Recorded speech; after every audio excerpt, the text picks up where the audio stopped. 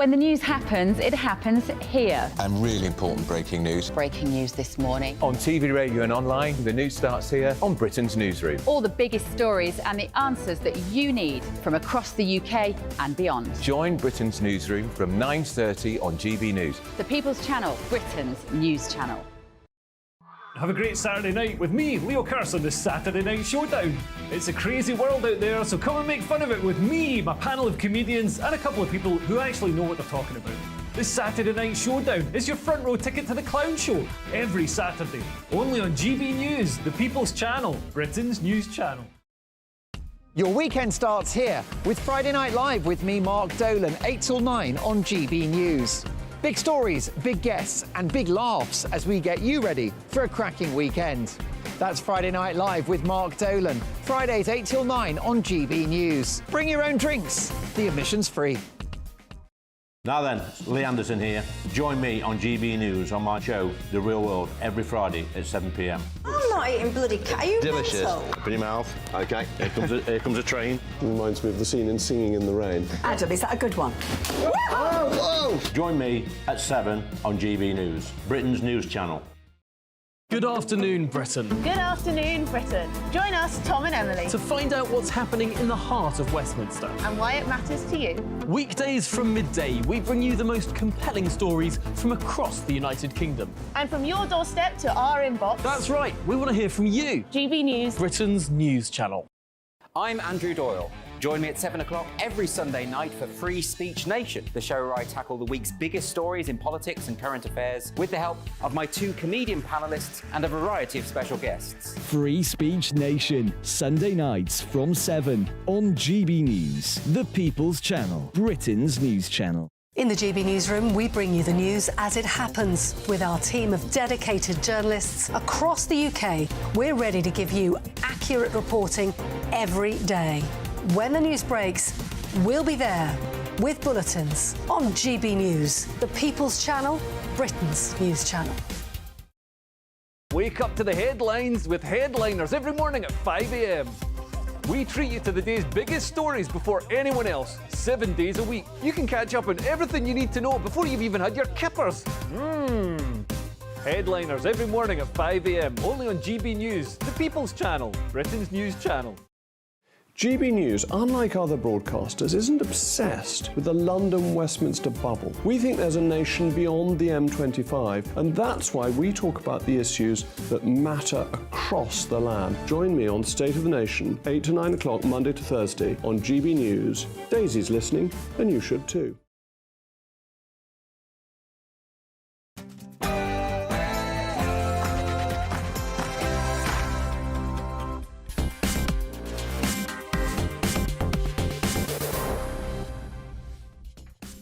Well, 4 years ago tonight, I was in Parliament Square with a very large crowd celebrating Brexit. But 4 years on, we've got to ask the question, is life getting better? And as an important subset of that, there's a Northern Ireland deal, and the EU is right at the heart of it. The Stormont Assembly is going to meet again. Is it a good deal, or is it a bit of a sellout? And joining me at the end of the programme is Priti Patel, the former Home Secretary. I'm going to be asking her about the Home Affairs Select Committee this morning and the proof that the Illegal Migration Act simply hasn't worked. But before all of that, let's get the news with Polly Middlehurst.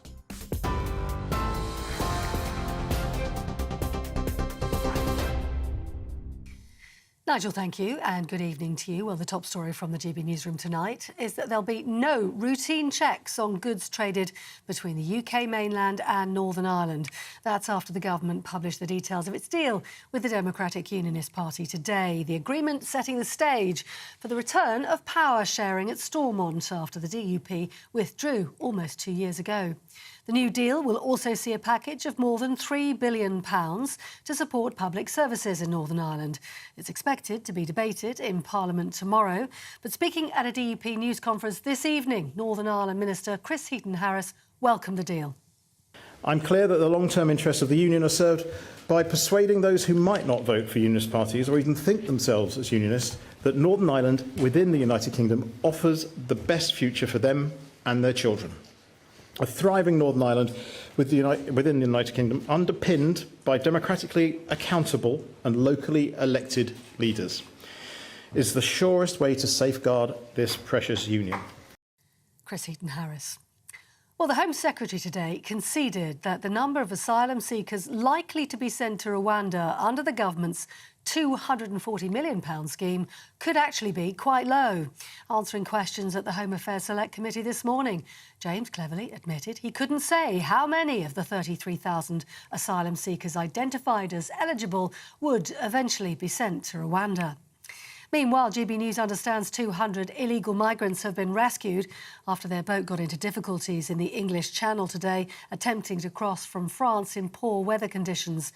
4 small boats were brought ashore by Border Force officials following their rescue. So far this year, around 1,200 migrants have made the crossing, roughly the same number as this time last year.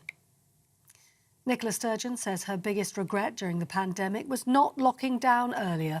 The former First Minister gave evidence at the COVID inquiry today, where she also admitted to deleting WhatsApp messages, insisting she acted in line with Scottish Government policy. Ms Sturgeon appeared emotional as she recounted that part of her wished she hadn't been First Minister when the pandemic took hold. In the United States, Donald Trump is set to discover whether his legal claim of reputational damage from sex allegations can go to court. The former US president is seeking compensation from a consulting firm founded by a former British MI6 officer concerning allegations he took part in sex parties and bribed Russian officials. Christopher Steele was the author of the so-called Steele dossier, which included allegations that Mr Trump had been compromised by the Russian security service. The court is due to rule on that tomorrow. And lastly, Labour says it's going to set out plans to renationalise Britain's railways next month. The party announced the news last year. But speaking exclusively to GB News earlier on today, the Shadow Transport Secretary said the public will find out more detail on the plans in 2 or 3 weeks' time. For the latest stories, sign up to GB News Alerts by scanning the QR code on your screen or by going to gbnews.com/alerts.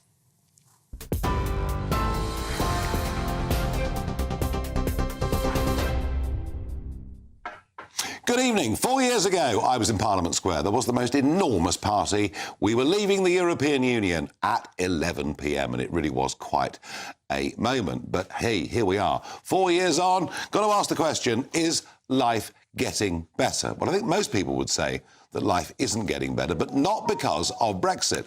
And despite the negativity that we get from many commentators, as if everything from the weather to the economy that we can blame is to be blamed on Brexit, I think the truth of it is that if we look back at what happened 4 years ago this evening, it was a gigantic victory, an extraordinary victory of ordinary folk against an establishment who did their damnedest after the referendum to stop it from ever being enacted. Now, I think 4 years on, constitutionally, the position has changed and there is no going back. Even Keir Starmer won't possibly talk about rejoining the European Union. That would be an electoral disaster for him in many, many seats, especially in the Midlands and the north of England. But as somebody who was a Brexiteer before many viewers were even born, and who campaigned for it for over a quarter of a century... Probably most of your viewers. Well, maybe, David. I'll introduce you in a moment, I promise. There are great senses of disappointment, and I think perhaps one of the key areas is migration. One of the reasons the turnout was 73%, at least 10% more than the experts thought, was because there was a realistic expectation we'd get back genuine control of our borders, and we've chosen not to exercise that right. So I feel a great sense of disappointment, but I also feel a sense of achievement that constitutionally we've made the change and there is no going back. I'm joined by David Davis. No, I'm sorry, I got that wrong. He's now Sir David Davis. We have to get that right.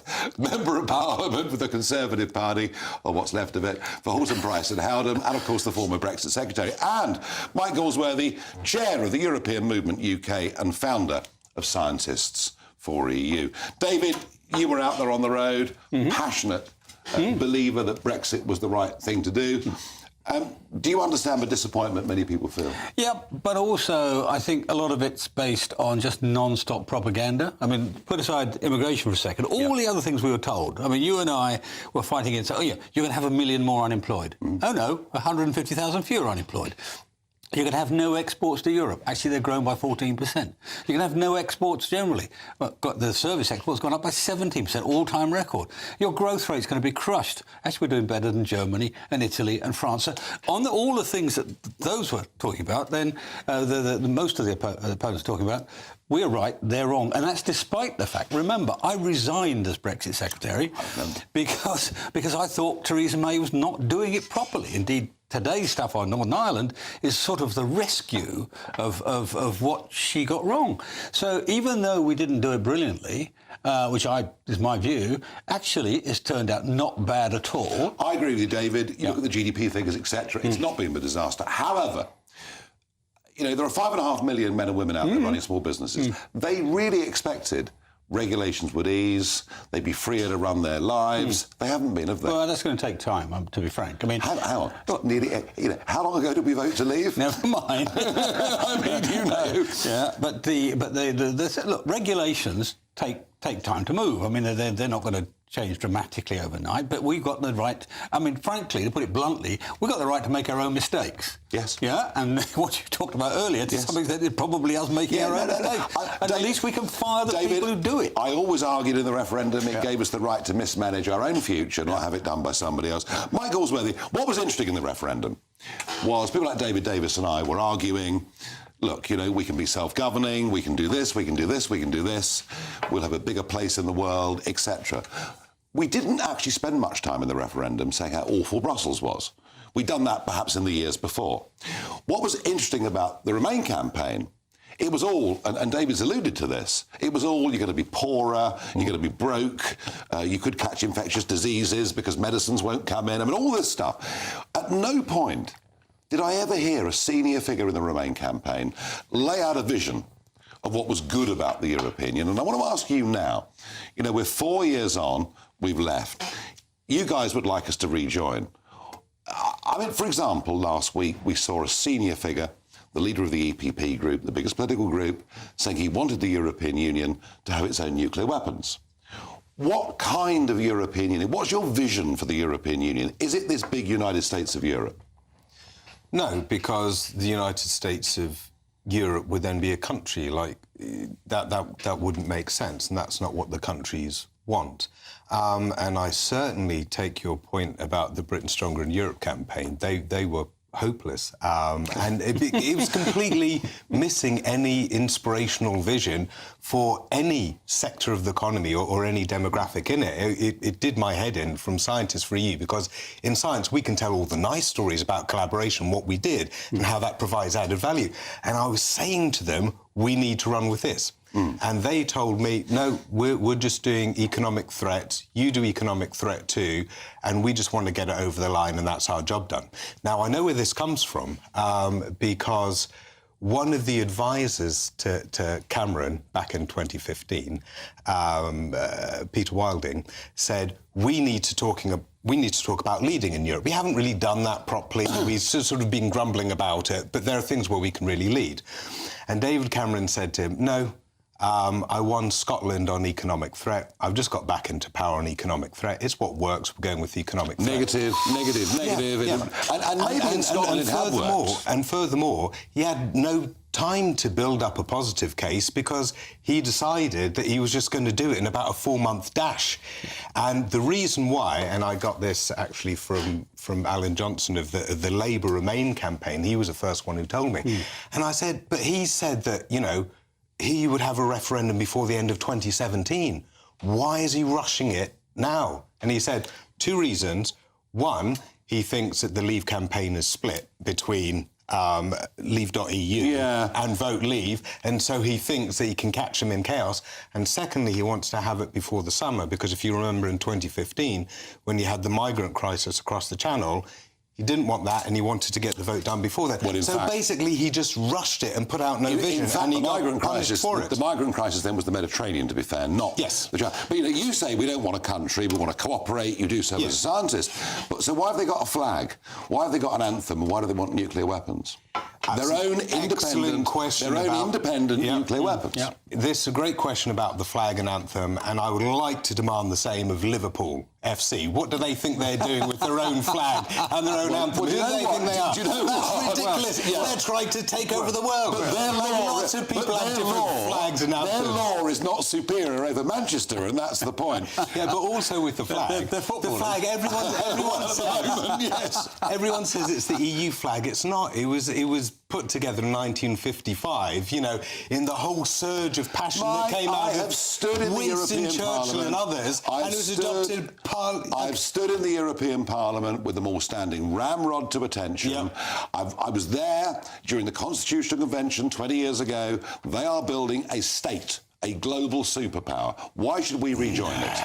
It's not, because... You're in denial. You see, you're in denial. Even now, when I give you the chance to give me the positive vision for why we should rejoin. No, I'll give you the positive vision, but I'm not going to accept that it's going to become one country, because the nation-states are still in control. They sign off on everything. 2 points. I mean, one point on the flag and the anthem. I was there in Taormina when they first introduced it. I mean, I committed to solecism by refusing to stand up. The only person in the whole room. I thought I could be thrown out the Foreign Office. But you know, the other thing I'll say to you, Mike, is, you know, what a tragedy that actually it wasn't positive vision versus positive vision. Because once you start a negative attack, we had to defend against a negative attack, you know. It would have been brilliant to say that this is what the alternative futures of Britain are. And this is also where I think the BBC let us down hugely, and you're probably not going to like this, but all I saw on the BBC was old, white, conservative males for Leave versus old, white, conservative males for Remain. I thought, when I started Scientists for You... Priti Patel. Look, there were data done it as well. There were stats done about who were the dominant talking heads during that period. But you want positive vision. This is what I'd hoped the referendum campaign was going to be. You get farmers in a room, and they talk about farming, what's important to farming, and whether being in the EU, outside of it, would be advantageous to them from a community perspective. Similarly with fishing, similarly with tech, similarly with science. That's what I thought it was going to be like. That you really, you know, go into the country, you interrogate different communities about what's working for them, what's not. Is immigration bad for them or good for them? Ultimately, good for them or bad for them? What's interesting is this. London said, we must remain. The country said, we must leave. We've left. We're 4 years on. Do you accept we're not rejoining? No, we are going to go back and do it again. When? For sure. Well, look at the demographics. I mean, right now, if you take polling about whether people want to rejoin or want to stay out, it's pretty solid. 60% for joining again, 40% for staying out. Don't interrupt me here, because here's the kicker. Here's the kicker. You break that down by age, and you see that big millennial wave coming in.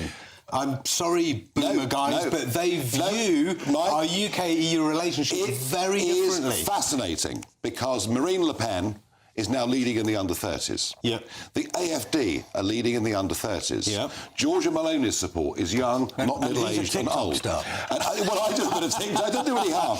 Really interesting. I'm glad I haven't come across that yet. Right across Europe, it's the youth right across Europe who are saying, we don't want this vision, we don't want these old unelected people in Brussels running our lives. Actually, it's the youth. And the whole European structure is falling apart. They're arguing like cats and dogs over migration. You've been saying this for decades. And now any day now it's going to fall apart. Any day, it's happening. This politician, it's going to fall apart tomorrow. But it's not. It's actually more robust than ever. And actually, thanks to you and thanks to Brexit, you actually saw chaos in the EU from 2008 onwards because of the euro crisis, because of the immigration crisis across the Mediterranean. And they were at 6s and 7s. But when they had to negotiate against the UK, there was incredible cohesiveness that come then. Amongst governments, Mike, yes. But the point I'm making is there's a younger generation in Europe viewing this in a very different way. They have no memory of the Second World War. They don't see it as a project for peace, as perhaps their parents and grandparents did. The Labour Party do see it as a project for opportunity, for the Labour jobs, Party for exchanges, for working together on climate change. You can do all of that without a political union. The Labour Party but you can do it better when you're working as a better team. The Labour Party may mirror EU rules, and some could argue the Tory Party have not diverged enough from them. There's no prospect of Starmer taking us back into the EU, is there? No, not with Starmer. Well, certainly not in the first term. But at the moment, Starmer has no interest in that debate because he is trying to take the heat out of all of it, and basically he wants to focus on, quite frankly, David, that the mess that the Conservatives have made across the country in lots of dimensions. There was austerity, then Brexit, then COVID, and all three have been mismanaged. I don't think so his priority is to come in and say, I'm a safe pair of hands to tidy this up. Starmer won't take us out. It's done, David, isn't it? We've left. It's not going to be reversed. Look, I mean, Starmer does. I mean, two things. I mean, firstly, your cohort you're talking about grew up with all these fearsome threats. You know, you're going to lose your jobs. There's going to be no future in science, for example. All that. It's turning out to be nonsense. Who said that? Whoever said that? Osborne, there's no Cameron. No, they didn't say there's no future in science. They did. No, I was leading scientists for a year. Hang on, David, last word to David Davis on this. But so that's going to change. And what we're saying, what you're saying, is it's not going to happen in 10 years. In 10 years, they're going to learn what freedom feels like. And that's actually going to be good, irrespective of the government. Doesn't matter which government. They're going to have to make their own decisions, their own mistakes sometimes. But what will happen over that time is they'll realise there's nothing to fear outside and everything to gain. And that's what we're playing for. Right, well, there we are. That's the end of our debate 4 years on from Brexit night. I have to say, we're not going to rejoin. I'm still disappointed we haven't broken away further. In a moment, the Houthis are not giving up. Is it time to send one of our carriers from Southampton Water to the Red Sea?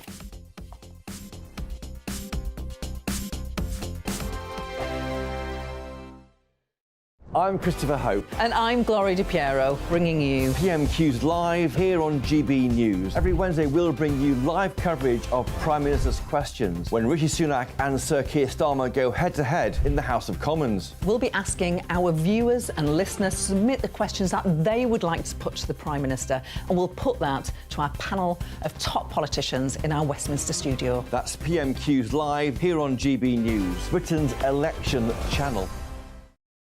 Good afternoon, Britain. Good afternoon, Britain. Join us, Tom and Emily, To find out what's happening in the heart of Westminster. and why it matters to you. Weekdays from midday, we bring you the most compelling stories from across the United Kingdom. And from your doorstep to our inbox. That's right, we want to hear from you. GB News, Britain's news channel. GB News, unlike other broadcasters, isn't obsessed with the London-Westminster bubble. We think there's a nation beyond the M25, and that's why we talk about the issues that matter across the land. Join me on State of the Nation, 8 to 9 o'clock, Monday to Thursday, on GB News. Daisy's listening, and you should too. In the GB Newsroom, we bring you the news as it happens. With our team of dedicated journalists across the UK, we're ready to give you accurate reporting every day. When the news breaks, we'll be there with bulletins on GB News, the People's Channel, Britain's news channel. Big news, big debates, big opinion. Patrick Christie's Tonight is the week's biggest show. Every weekday, 9 to 11 p.m, we've got the inside track on the day's top stories. There'll be sharp takes you won't get anywhere else. We will set the news agenda, not just follow it, and I want to bring you along for the ride. Whatever it is, we'll have our finger on the pulse. It's news, but it's this close to entertainment. Patrick Christie's Tonight, 9 to 11 p.m, only on GB News, the People's Channel, Britain's news channel. Your weekend starts here with Friday Night Live with me, Mark Dolan, 8 till 9 on GB News. Big stories, big guests and big laughs as we get you ready for a cracking weekend.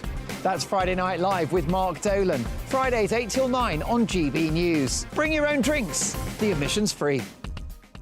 I'm Andrew Doyle. Join me at 7 o'clock every Sunday night for Free Speech Nation, the show where I tackle the week's biggest stories in politics and current affairs with the help of my two comedian panellists and a variety of special guests. Free Speech Nation, Sunday nights from 7 on GB News, the People's Channel, Britain's news channel. Wake up to the headlines with Headliners every morning at 5 a.m. We treat you to the day's biggest stories before anyone else, 7 days a week. You can catch up on everything you need to know before you've even had your kippers. Headliners every morning at 5 a.m, only on GB News, the People's Channel, Britain's news channel.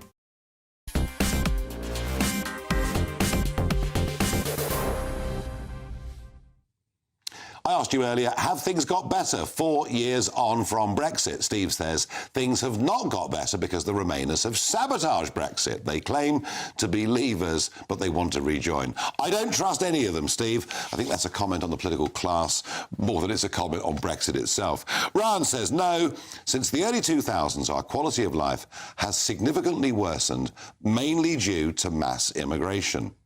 We voted Brexit to secure our borders. Instead, the Tories have opened the floodgates. Ryan, that is exactly the point that I was making last night. I think our quality of life has diminished for all of us as a result of a massively, rapidly increasing population.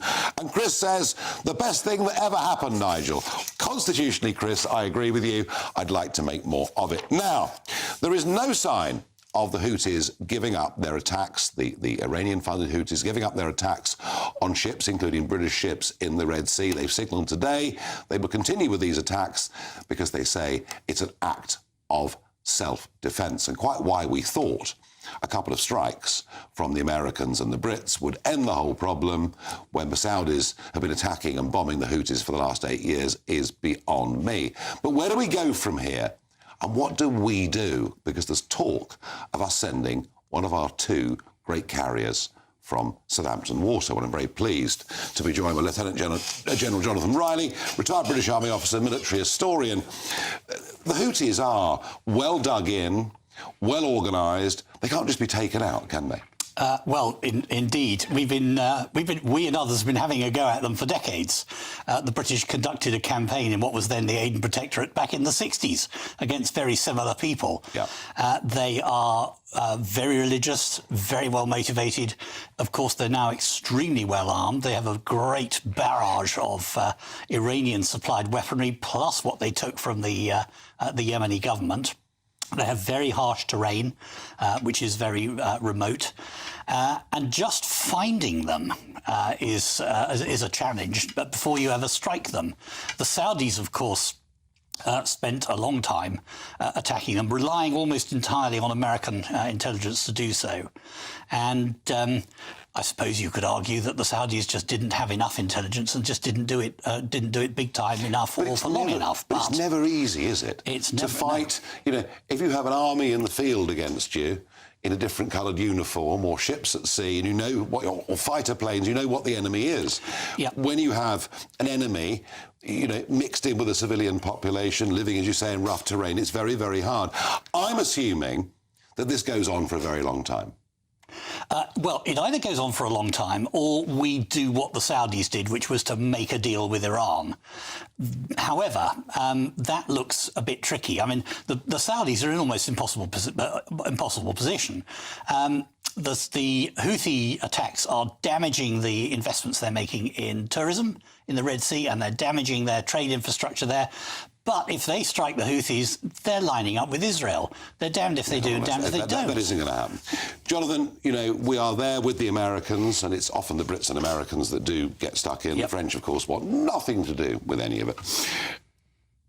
Should we send one of our carriers? We've got these 2 carriers in Southampton Water, built at a cost to the British taxpayer of a stunning £6 billion.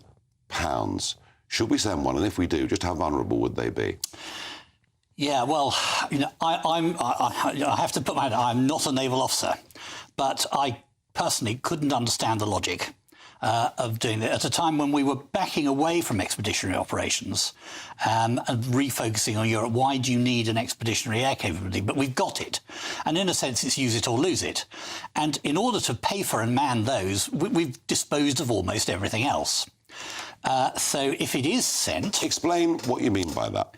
You said we've disposed of everything else. Explain to the audience what you mean. To find the money for the carriers and to find the crews for the carriers, we had to reduce from plus of 20 frigates and destroyers to 8 or 9 and about 9 submarines.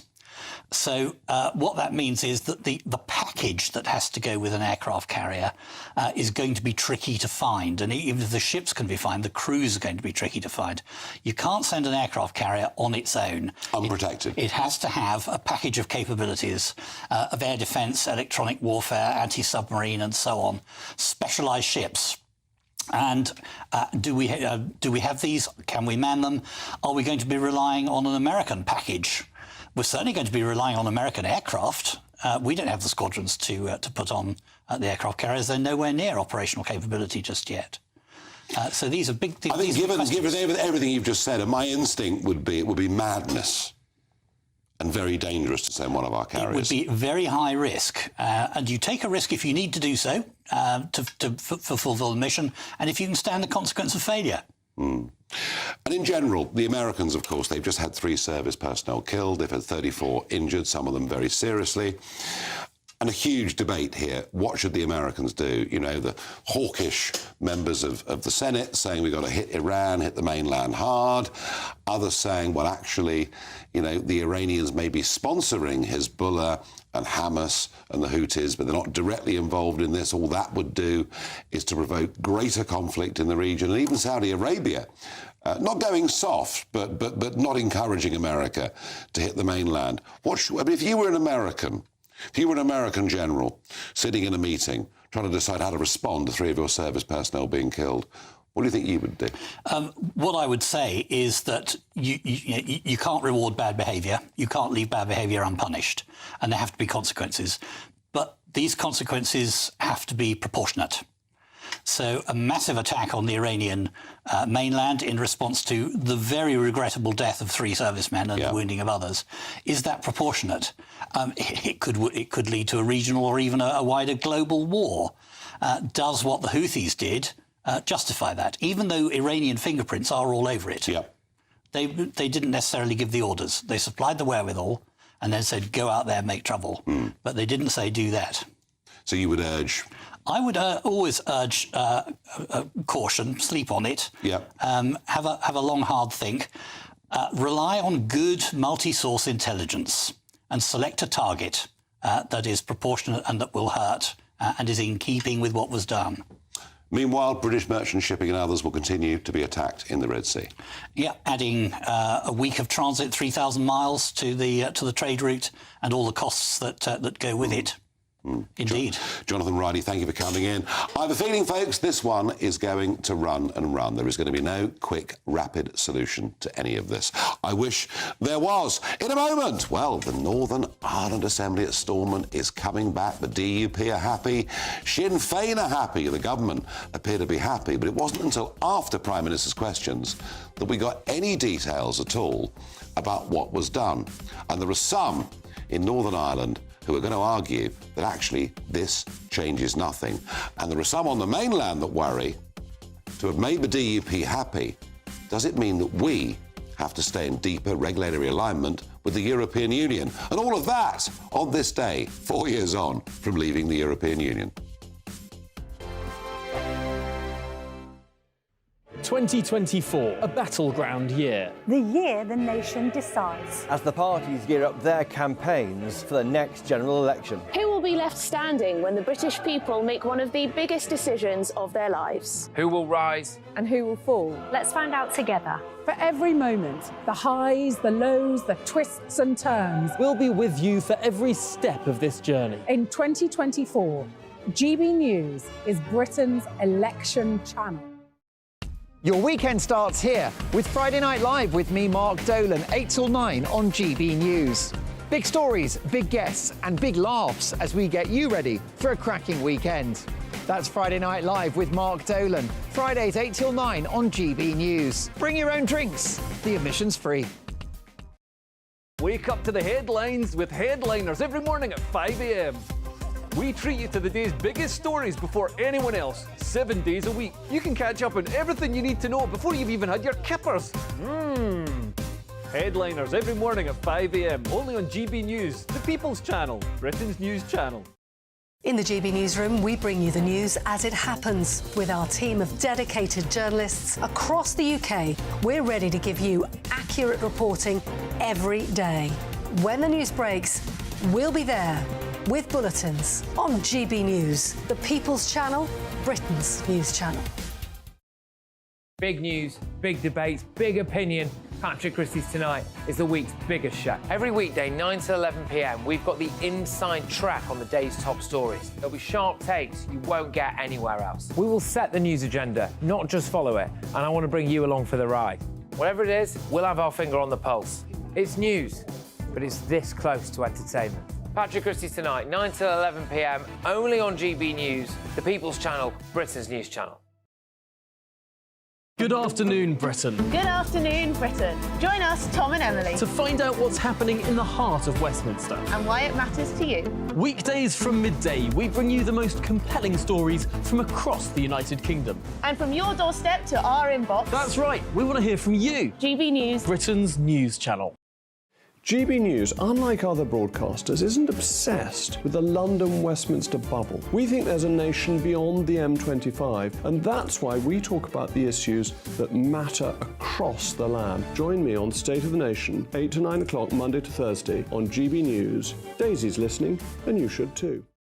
I'm Andrew Doyle. Join me at 7 o'clock every Sunday night for Free Speech Nation, the show where I tackle the week's biggest stories in politics and current affairs with the help of my 2 comedian panellists and a variety of special guests. Free Speech Nation, Sunday nights from 7 on GB News, the People's Channel, Britain's news channel.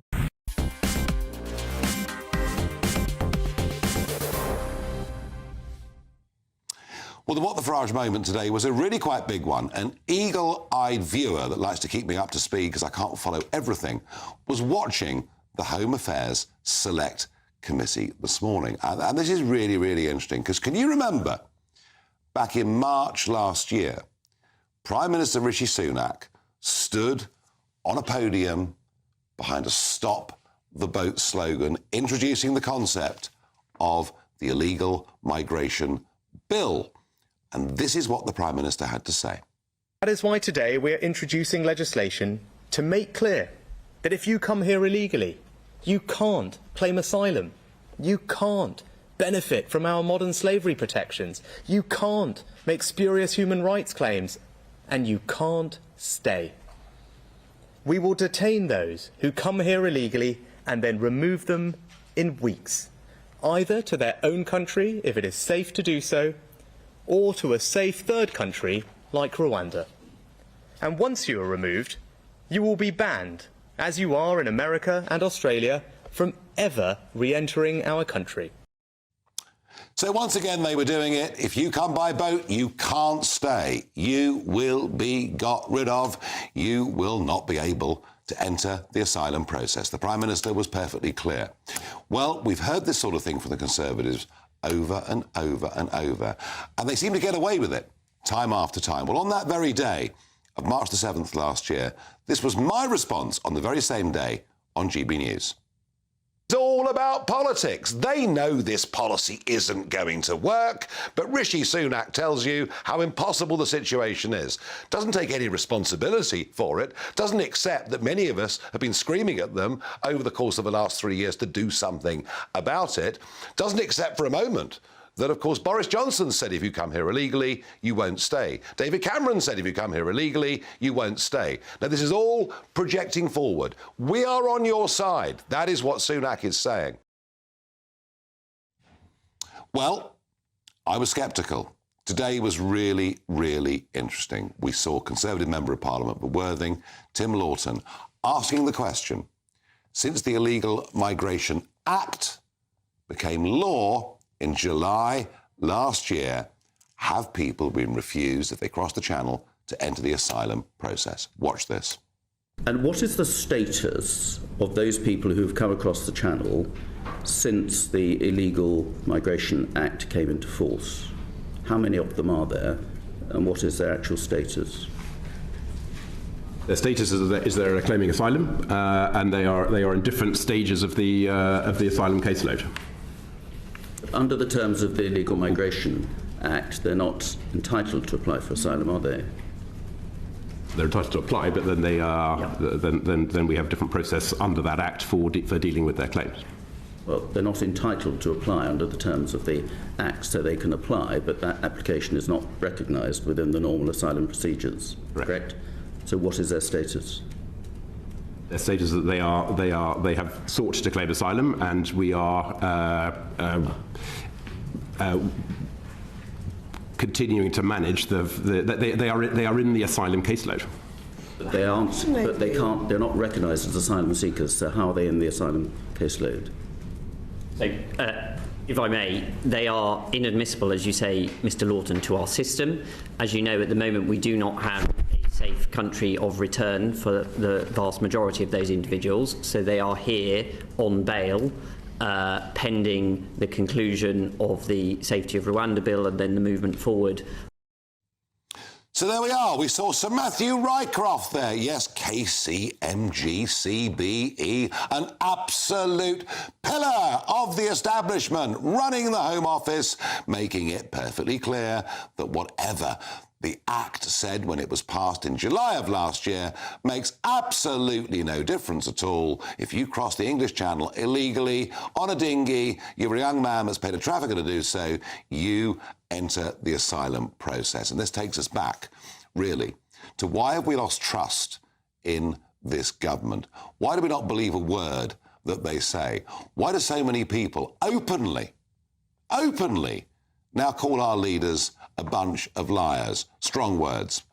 Well, did Rishi Sunak, when he stood up on the 7th of March last year saying that, did he actually believe it? Or was it a deliberate, willful attempt to pull the wool over the eyes of the British public? I think it was the latter and not the former. I think they are willfully trying to mislead us, and they seem to get away with it every time. Every time they make a tough speech about how we're going to deal with illegal immigration, Conservative-supporting newspapers say, hurrah.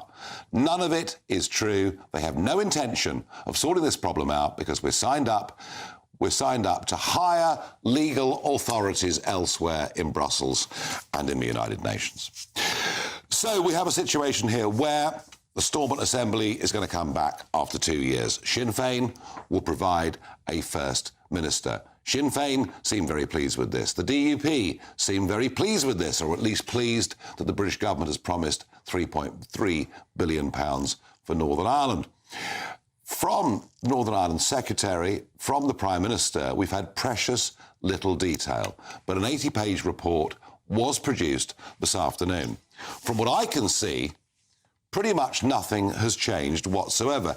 Yes, of course, there are a variety of assurances of permanent, unfettered access for Northern Ireland businesses to the UK market, but that, I think, only works if the UK doesn't diverge at all from European Union rules. So I think what is going on here isn't just the continued sellout of Northern Ireland. I think in regulatory terms, it's a bit of a sellout for the UK. That is my view. Somebody who is not happy at all with this is Jim Allister, leader of the traditional unionist voice. Jim, from what I can see, there's lots of fine words, people saying they're very happy. What's actually changed, Jim? Well, sadly, not enough. You know, the fundamental problem here that has divorced Northern Ireland from the rest of the United Kingdom is the fact that the Conservative Party surrendered sovereignty over much of Northern Ireland to the EU. They did that in two primary ways.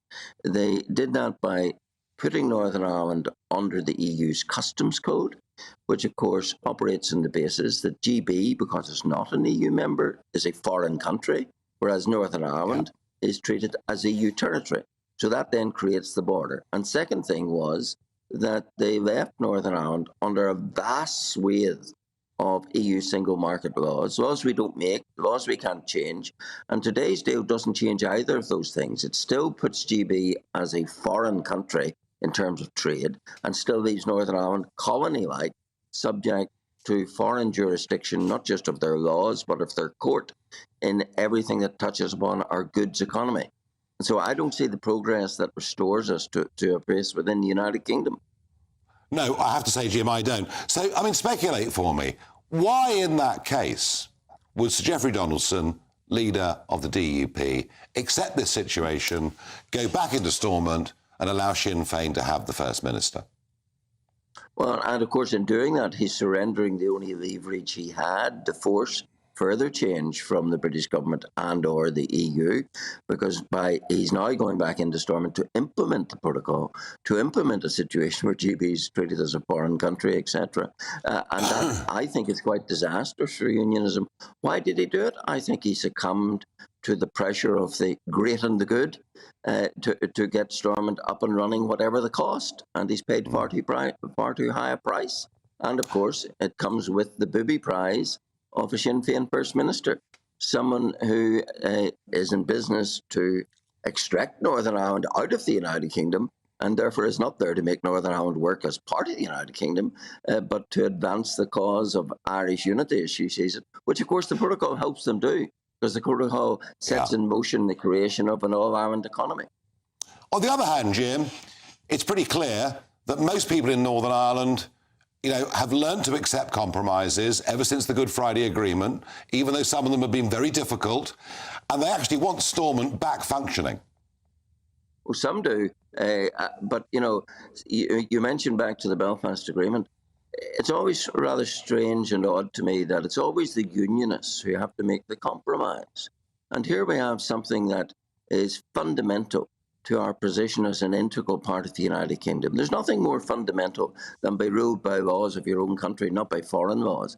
You see, the situation now in Northern Ireland is we are constitutionally a condominium. We're ruled in part by UK laws, and we're ruled in part by EU laws.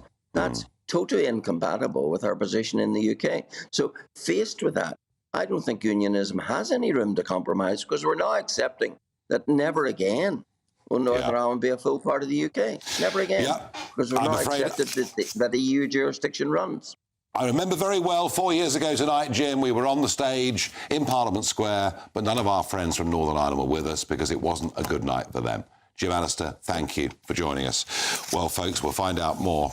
Have we committed the United Kingdom to stay in regulatory alignment with the EU to pacify Northern Ireland? In a moment, I'll be joined by Dame Priti Patel. I'll ask her, 4 years on, how she's feeling about Brexit and what she makes of the Illegal Migration Act not being any use at all.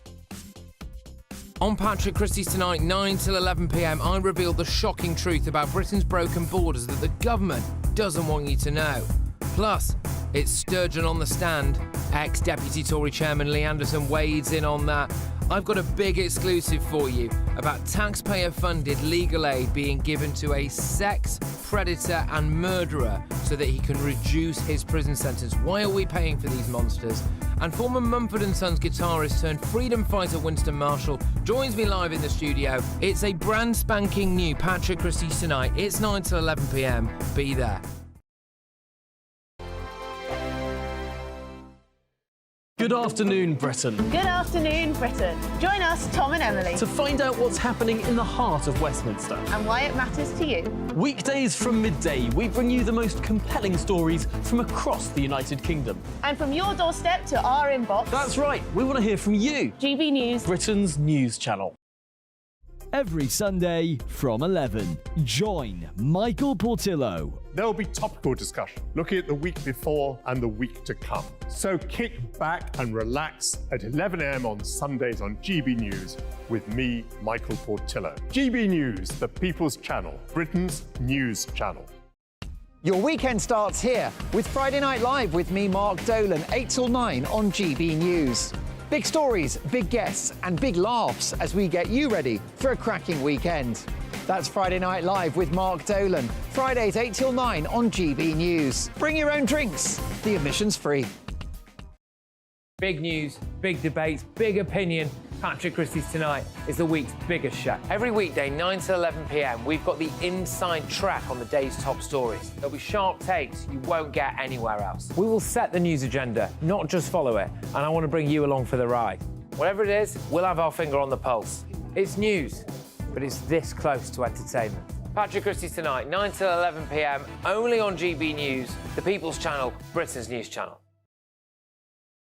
Join us every night on GB News at 11 p.m. for Headliners, which is 3 top comedians going through the next day's news stories, which is exactly what you need, because when the establishment has gone crazy, you need some craziness to make sense of it.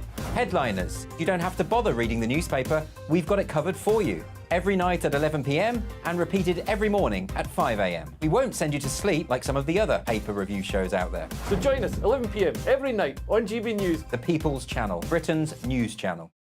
Tired of the usual focus-tested, pre-prepared Westminster runaround? Well, so am I. So you want higher taxes? Is your department to blame for this? Are you rethinking this policy? Every Sunday at 9:30, I'll be sitting down with those in power to get the truth about the issues affecting you.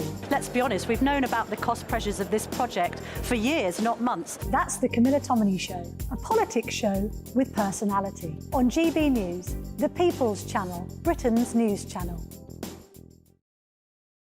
I think the most exciting bit for me is talking to people. People who I think are ignored often by the major news channels.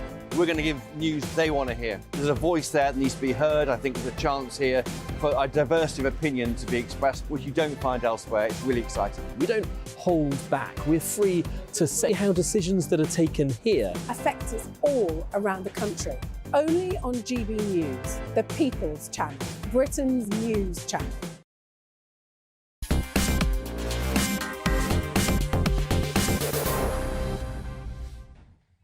Well, I must tell you, this Brexit anniversary, 4 years on, started off very well for me. I was in a restaurant at 7:30 this morning in the City of London, getting ready for an early breakfast meeting. And there arrived, on the table in front of me, a very large glass of champagne. I was really quite shocked. I said, look, I know what they think about me, but I don't normally start this early. And then I met a chap who'd sent the glass of champagne over, and he wanted me to start the day properly, celebrating 4 years on from Brexit. So that wasn't a bad start to the day. And I wonder, Dame Priti Patel, 4 years on, I mean, you were a huge Brexiteer. Yeah, absolutely. I mean, you were involved with the referendum party before the Conservatives, and it was an amazing event, and we'd stopped the Remainers, the blockers. 4 years on, how are you feeling about it? So, look, I wouldn't change anything around Brexit, the campaigns we held and the case that we made. I believe in the sovereignty of our country, our independence, and you've asked 4 years on, you know, sort of where are we? Actually, look at the health and well-being of our economy, highest levels of employment. You know, we're doing trade outside of the EU. The world is also changing, Nigel, as we know, with geopolitics, and it's important that we can stand on our own 2 feet, and I think we're doing that. Doesn't mean it's all done. No way. There's so much more to do. But I think, you know, at the end of the day, the British public, they got sick to death, basically, of that institutional governance, and we can talk a bit more about this in a bit, you know, the size of the state, all these types of things. We've got a lot more to do, but we've got to show that our institutions are working for them and they start to feel the benefits of Brexit. I think on the world stage we do stand taller. I think the AUKUS deal, leadership in Ukraine, whether you agree with it or not, we've shown it. And I think all of those things are true. But, you know, you come from a family that's run small business. 5.5 million men and women out there running small businesses. They really thought with Brexit life would get easier. It hasn't. In fact, in regulatory terms, for many it's got worse. And then the many millions who voted on that day back in 16, who've never voted before, who genuinely thought we'd take back control of our borders, and we've chosen not to use it.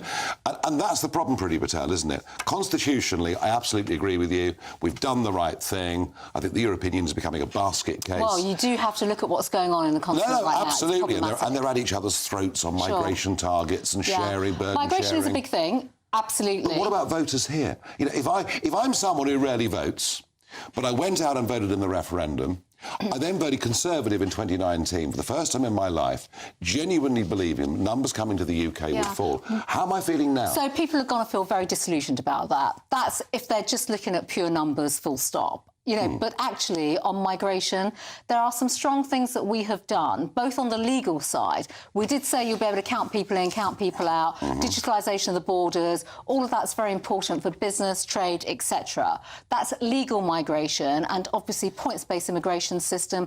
We know who's coming here, what kind of skills. Hang on a second, Priti Patel. Hang on a second. You know, I was making the case for an Australian-style point system years before in public. Anyone in the Conservative Party dared do it, all right? We lowered the barriers initially in terms of what qualifications people needed, what income they needed, and legal net migration last year was 750,000. You know why? But that's also because of the Ukraine schemes, Afghanistan and BNO. Now, even without that, it would have been over 300,000. So, OK, so there are 2 points here. One on legal migration. Yep. We are still bringing too many people over to work in our economy. What does that tell us? It tells us we're not training people enough. We don't have a labour market strategy. Now, that's something I have been going on about for over 5 years, and I believe the Treasury should be doing that. Even today, I was raising that in Parliament. We need a labour market strategy because, quite frankly, there are sectors in this country, and you know this because I've seen you campaign on this and you've gone over, you've been out and about talking about this. You know, businesses, some sectors automatically go for that sort of default lever of let's just bring low-cost migrants over to the United Kingdom. Because we're allowing... But with Brexit, Britain's allowing them to do it. So we need to do that, but business needs to step up on this as well. And you and I know we've got to have the right incentives in place for businesses to do that. Then on illegal migration, I think that is absolutely the biggest challenge that we have. And it's problematic. I saw your clip earlier on of the Home Affairs Select Committee. We were promised by this Prime Minister... stood behind Stop the Boats, the Illegal Migration Act as it became. Yep. You won't be allowed to stay. And there we saw Sir Matthew Rycroft, you know, typical sort of chinless wonder that runs this country, saying, no, nothing's changed at all. Everyone that comes goes into the asylum system. This isn't good enough. So I mean, are the Conservative Party deliberately lying to us? No, I would say not. I've got my own views about the Illegal Migration Act, also because I tell you where things have gone wrong, and I think I'm in a position to say this, where some of my colleagues aren't. I fundamentally believe the last piece of legislation I brought in was the National Anti-Borders Act. That's where we had differentiation of migrants coming into our system, which meant that we could get them ready to go to Rwanda. We could process their claims fast through the courts. We would bring in the one-stop shop. We'd have all the age verification and age assessment systems in place. I'm afraid by literally having another piece of legislation, the Illegal Migration Act, that moved all that to the left-hand side, and the government has not implemented it. Now, that's a big problem because you can't keep on stopping and starting, and the government has done that. That's a really big problem. They're only now bringing in those measures from the National Anti-Borders Act. My own view, and Nigel, I'm very, very fervent about this, with the Prime Minister as well, we have to fast-track these measures because it's only once you start processing claims to the courts in fast time, and you can then start to remove people. I mean, let's face it. It hasn't happened Let's thus face far. it. Whatever we do in Parliament, the courts in this country, the judiciary, are going to use ECHR. People will make their claims. We will never solve illegal migration all the while we remain part of the ECHR. I don't believe that. So you support us continuing staying in the ECHR? I would not have put forward the Nationality Act of Parliament, National Anti-Borders Act, knowing that, you know, it would just be a spurious measure and the courts would not act. They're doing it now, the government are introducing the one-stop shop. You literally get one chance to put your cases through the courts, and quite frankly, you cannot keep using ECHR. The cases have to go through a very vigorous process. That is the whole point of differentiation of asylum claims. And I'm afraid that changed last year and they put that to one side. Right, so you're happy we stay in ECHR? So, look, if there's a case to be made... You and I have discussed this before, Nigel, let's be honest. It's not But simple. our audience are really hot on this. So the country is. The country's alive to this because you and I know, like Brexit, you can't just say we're going to leave and it's all going to be automatically, things will change overnight. It'll be complex. We'll have to get it out of lots of legislation, and I think it's important we take the country and the public with us on this. I think the public... And I would work to do that. I can tell you now, I would absolutely work to do that. Well, I think the public are there already. Priti Patel, I could talk to you for hours. Thank you. Former Home Secretary Dame Priti Patel. Well, Jacob, 4 years on, and I think we've discussed this we're all very happy constitutionally that it's done. It's not going to be reversed. What are you discussing tonight? I'm going to be talking about the 4-year celebration. Funny that. Funny that. And a GB News piece of work that's discovered 4,500 directives that we haven't adopted, that if you placed them end to end would get you from Somerset to Scunthorpe and back along our motorway system. And what we're going to be talking about, the money we've saved. £191 billion we've saved by not being in the COVID recovery scheme. There we are. There are some benefits, you see, folks. It's not all bad news. But I'll be back with you tomorrow night at 7 o'clock, live here in the Westminster studio. But before that, let's have a look at the all-important weather. Looks like things are heating up. Boxed boilers, sponsors of weather on GB News. Alex Deakin here with your latest weather update. Good evening. A dry and a bright day for many tomorrow, though certainly in the south a cooler feel. It's been quite mild today. It's also been very, very windy today. Those winds continuing to ease down at the moment. A storm system heading its way to Norway. This weather front's been sinking southwards, bringing a band of rain. Still very blustery in northern Scotland. Plenty of showers packing in here. That rain will spread across southern parts of Wales and southern England before tending to fizzle out through the early hours. So most places become dry and clear through the night. Still very blustery though, with showers across the far north. A hint of a touch of frost maybe over parts of the Midlands and central parts of Wales, where we keep the clearer skies. But for most we'll start at about 3 or 4 Celsius in the morning, and for most it's a fine day tomorrow. Early rain over the Channel Islands clearing away. Still plenty of showers in northern Scotland. It's still quite windy here, although the winds will ease for a time before more wet weather then pushes into the Highlands and the Western Isles later on. For most it's dry and bright, hazy sunshine. Temperatures lower than today, certainly across the south, 7 to 9 degrees Celsius. Friday will be a very mild day. We will still have outbreaks of rain in western Scotland. Some drizzly conditions over the hills of West England and West Wales at times, but for most, Friday's just dry and cloudy. Quite blustery again, but it will be, as I said, very mild with temperatures in double figures, some places climbing into the teens. A brighter outlook with Box Solar, sponsors of weather on GB News.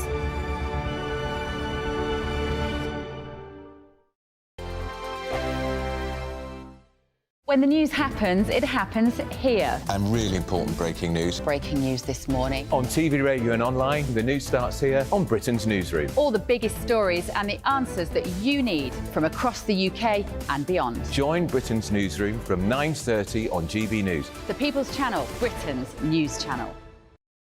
Have a great Saturday night with me, Leo Curse, on the Saturday Night Showdown. It's a crazy world out there, so come and make fun of it with me, my panel of comedians, and a couple of people who actually know what they're talking about. The Saturday Night Showdown is your front row ticket to the clown show every Saturday, only on GB News, the People's Channel, Britain's news channel. Your weekend starts here with Friday Night Live with me, Mark Dolan, 8 till 9 on GB News. Big stories, big guests and big laughs as we get you ready for a cracking weekend. That's Friday Night Live with Mark Dolan. Fridays 8 till 9 on GB News. Bring your own drinks. The admission's free. Now then, Lee Anderson here. Join me on GB News on my show, The Real World, every Friday at 7 p.m. I'm not eating bloody cat. Are you Delicious. mental? Open your mouth. OK, here comes a train. Reminds me of the scene in Singing in the Rain. Adam, is that a good one? Whoa! Join me at 7 on GB News, Britain's news channel. Good afternoon, Britain. Good afternoon, Britain. Join us, Tom and Emily, To find out what's happening in the heart of Westminster. and why it matters to you. Weekdays from midday, we bring you the most compelling stories from across the United Kingdom. And from your doorstep to our inbox. That's right, we want to hear from you. GB News, Britain's news channel. I'm Andrew Doyle. Join me at 7 o'clock every Sunday night for Free Speech Nation, the show where I tackle the week's biggest stories in politics and current affairs with the help of my 2 comedian panellists and a variety of special guests. Free Speech Nation, Sunday nights from 7 on GB News, the People's Channel, Britain's news channel. In the GB Newsroom, we bring you the news as it happens. With our team of dedicated journalists across the UK, we're ready to give you accurate reporting every day. When the news breaks, we'll be there with bulletins on GB News, the People's Channel, Britain's news channel. Wake up to the headlines with headliners every morning at 5 a.m. We treat you to the day's biggest stories before anyone else, 7 days a week. You can catch up on everything you need to know before you've even had your kippers. Headliners every morning at 5 a.m. only on GB News, the People's Channel, Britain's news channel. GB News, unlike other broadcasters, isn't obsessed with the London-Westminster bubble. We think there's a nation beyond the M25, and that's why we talk about the issues that matter across the land. Join me on State of the Nation, 8 to 9 o'clock, Monday to Thursday, on GB News. Daisy's listening, and you should too.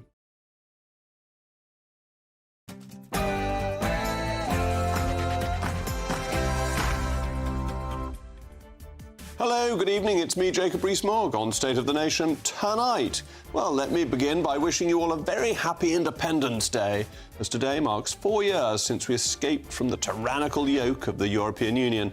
And in a GB News exclusive, we can reveal that we have avoided 4,500 bossy EU directives, which equates to 450 miles of paper, equivalent to a journey from Somerset to Scunthorpe and back. A journey, as it happens, I'll be making tomorrow, so time to uncork the champagne.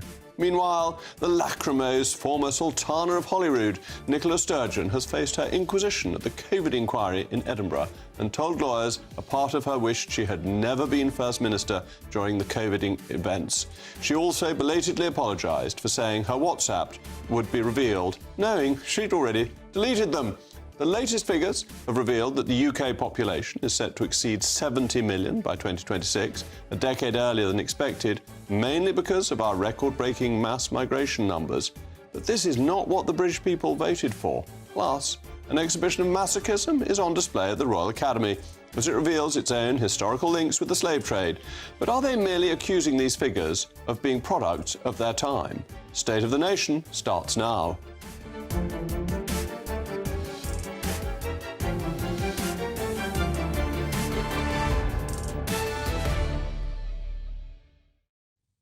I'll also be joined by a particularly pugnacious panel this evening, former editor of The Sun, Kelvin Mackenzie, and the contributing editor to Novara Media, Michael Walker. As always, I want to hear from you. It's a crucial part of the programme. Email me, mailmog@gbnews.com. But now it's what you've all been waiting for, the news of the day, with Polly Middlehurst.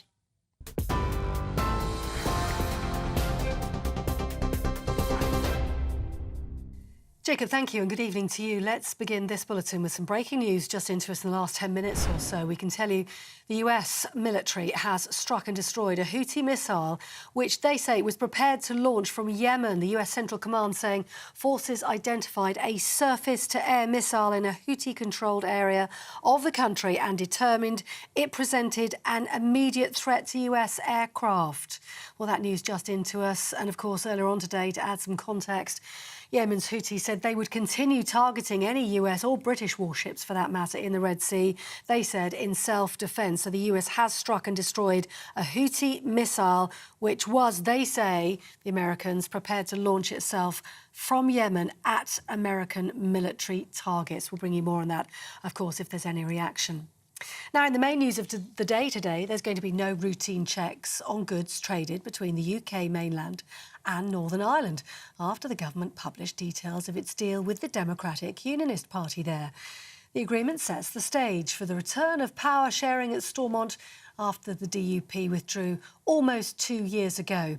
The new deal will also see a package of more than £3 billion to support public services in Northern Ireland. It's expected to be debated in Parliament tomorrow. Speaking at a DUP news conference this evening, though, the Northern Ireland Minister, Chris Heaton-Harris, welcomed the deal. I'm clear that the long-term interests of the Union are served by persuading those who might not vote for Unionist parties or even think themselves as Unionists that Northern Ireland within the United Kingdom offers the best future for them and their children. A thriving Northern Ireland within the United Kingdom, underpinned by democratically accountable and locally elected leaders, is the surest way to safeguard this precious union.